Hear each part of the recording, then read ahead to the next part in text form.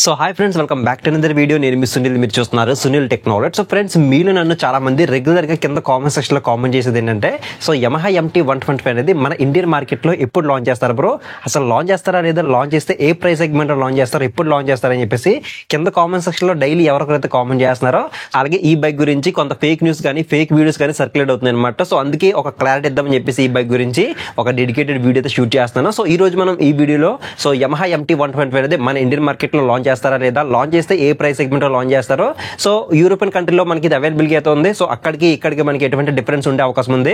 So everything కూడా మీకు one by one clear గా ఎక్స్ప్లెయిన్ చేస్తాను కాబట్టి వీడియోని అక్కడ స్కిప్ చేయకుండా లాస్ట్ వరకు చూడండి. అలాగే వీడియోలో ఇన్ఫర్మేషన్ వర్తి అనిపిస్తే వీడియో లైక్ చేసి ఛానల్ అయితే సబ్స్క్రైబ్ చేయండి. సో ఫస్ట్ ఆఫ్ ఆల్ అసలు మన ఇండియన్ మార్కెట్ లో లాంచ్ చేస్తారా లేదని మాట్లాడుకుంటే కనుక, మన ఇండియన్ మార్కెట్ లో 125 సెగ్మెంట్ లో ఈ బైక్ అనేది లాంచ్ అయ్యే అవకాశం అయితే ఉంది. సో ఎందుకంటే యమహా నుంచి యమహా MT-15 అనేది మనకి 2 lakh అబోవ్ మనకి అవైలబిలిటీ అయితే ఉంది. 2,15,000 నుంచి 2,20,000 మధ్యలో మనకి ఇది అవైలబిలిటీ అయితే ఉంది. అలాగే 1.5 lakh బడ్జెట్ లో కనుక చూసుకుంటే యమహా నుంచి FZS V4 గానీ, సో ఇలా మనకి కొన్ని బైక్స్ అనేవి అవైలబిలిటీ అయితే ఉన్నాయి. బట్ 1 lakh నుంచి 1,30,000 ఈ ప్రైస్ బ్రాకెట్ లో కనుక చూసుకుంటే మనకి యమహా నుంచి ఎటువంటి బైక్ అనేది అవైలబిలిటీ లేదు కాబట్టి, సో యమహా నుంచి యమహా MT-125 అనేది లాంచ్ చేసే అవకాశం అయితే ఉంది. ఈ ప్రైస్ బ్రాకెట్ లో మనం ఈ బైక్ అనేది ఎక్స్పెక్ట్ చేయొచ్చు. బట్ యమహా నుంచి మనకి ఎటువంటి కన్ఫర్మేషన్ అయితే లేదు ఎప్పుడు లాంచ్ చేస్తామని చెప్పేసి. బట్ మనం ఎక్స్పెక్ట్ అయితే చేయొచ్చు ఈ బైక్ లాంచ్ చేస్తారని చెప్పేసి.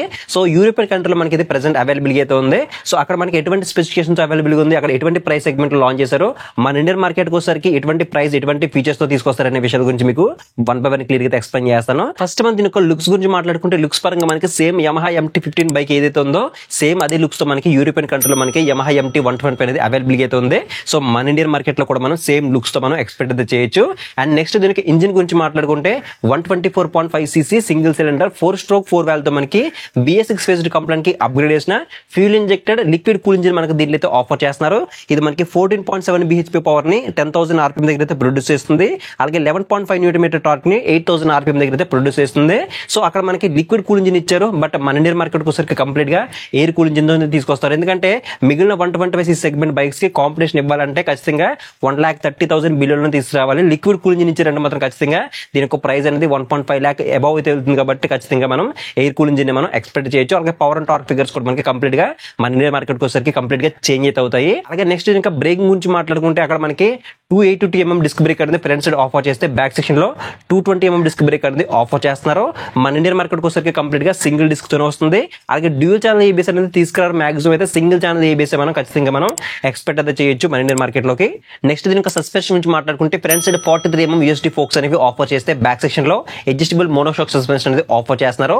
మన ఇండియన్ మార్కెట్ లో బ్యాక్ సైడ్ సస్పెన్షన్ లో ఎటువంటి డిఫరెన్స్ ఉండదు కానీ, సో ఫ్రంట్ సైడ్ సస్పెన్షన్ మాత్రం 37 mm టెలిస్కోపిక్ ఫోక్స్ మనకి ఇక్కడ ఆఫర్ చేయడం జరిగింది. ఎందుకంటే కాస్ట్ కటింగ్ కోసం మీరు ఖచ్చితంగా 37 mm టెలిస్కోపిక్ ని ఆఫర్ చేసే అవకాశం అయితే ఉంది.